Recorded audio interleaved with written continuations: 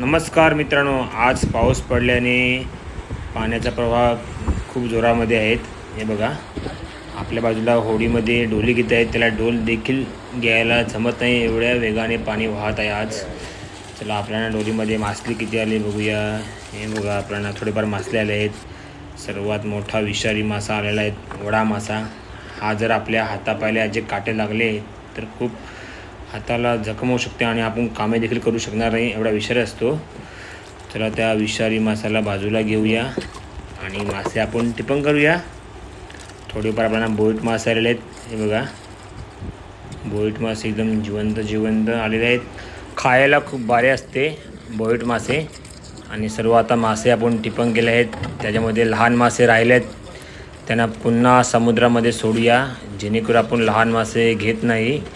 मित्रांनो, तुम्हाला जर आवड असेल माशांची तर नक्की आम्हाला कमेंटमध्ये सांगा. व्हिडिओ आवडला तर नक्की लाईक करा. धन्यवाद. जय किराई.